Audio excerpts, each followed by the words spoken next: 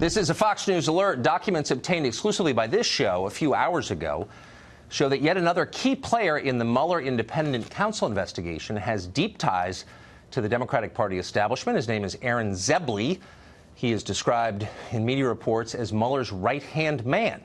Back in 2015, Zebley was a lawyer in private practice, and he represented Hillary Clinton IT staffer Justin Cooper. Cooper is the one who, personally put in the Secretary of State's private illegal server in her Chappaqua home. Congressional investigators sought to meet with Cooper, but they were stonewalled again and again by Zebley. Documents that we obtained today show the frustration of the Senate Homeland Security and Government Affairs Committee in trying to get to Mr. Cooper because, and we're quoting now, Mr. Zebley telephoned Homeland Security Committee staff to inform them that Cooper had chosen to cancel the interview. In a letter to Cooper, congressional investigators complained that, quote, "We are troubled by your attorney," referring to Zebley, "his complete refusal to engage the committee in a discussion about how to further assuage your concerns." Take that in for a minute. A lawyer who played a defense role in the federal investigation into Hillary Clinton is now playing an offensive role in the federal investigation into President Trump. This is not the first time the Mueller probe has been dogged by questions of partisanship. FBI official Peter Strzok, we've been telling you about all week, was removed from that probe, demoted to the HR office over at the FBI, following the discovery of anti-Trump text messages and pro-Hillary text messages he had sent to his mistress, also an FBI employee. The investigative team over there includes the Mueller team, Kyle Freeney, he's an Obama donor, and Jeannie Rhee, who once represented the Clinton Foundation.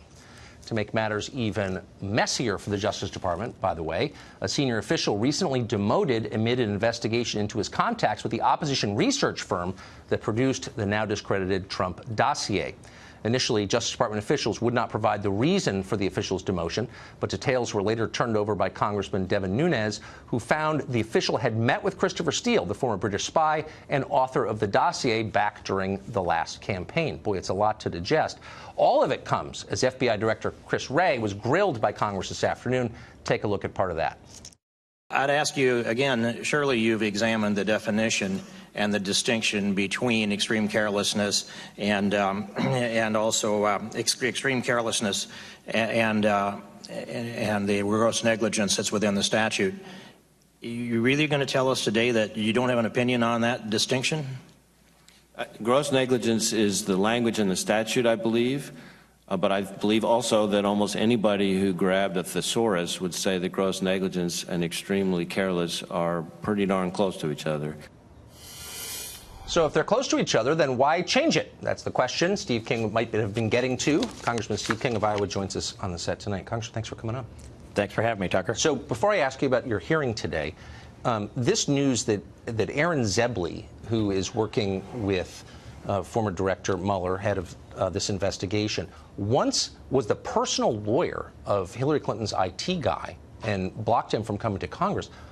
Why would Mueller hire an obvious Democratic partisan for a politically sensitive job like this? You know, this whole thing screams of conflict of interest along the way. And the question was asked today of Director Wray, and we didn't get a lot of answers from him, but he's got a difficult tightrope he needs to walk here, too.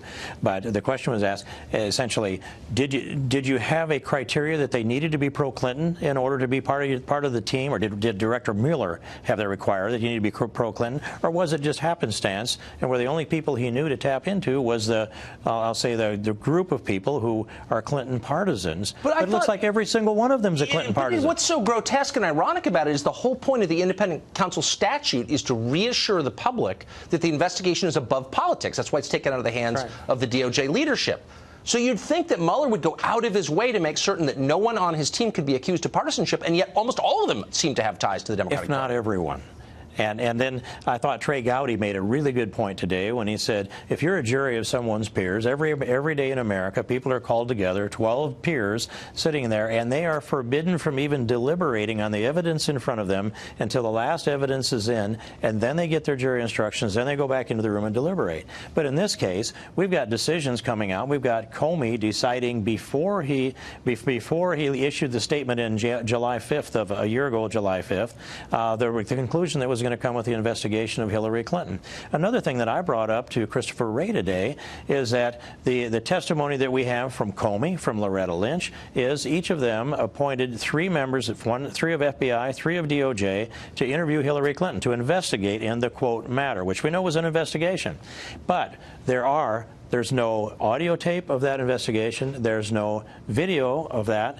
There is no transcript. There are only the notes of the investigators who, and that's essentially proprietary.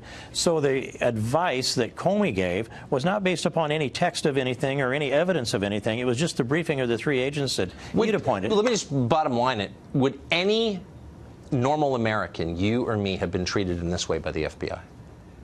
I don't know. I don't know. Not on the favoritism side. They wouldn't have been. But I'd ask also this question. It was if Michael Flynn can be guilty of lying to the FBI, how would the FBI know if Hillary Clinton lied to them if they don't have any kind of tape or video or anything? Because they didn't want to know. Congressman, thank you for joining us. Thank you, Tucker.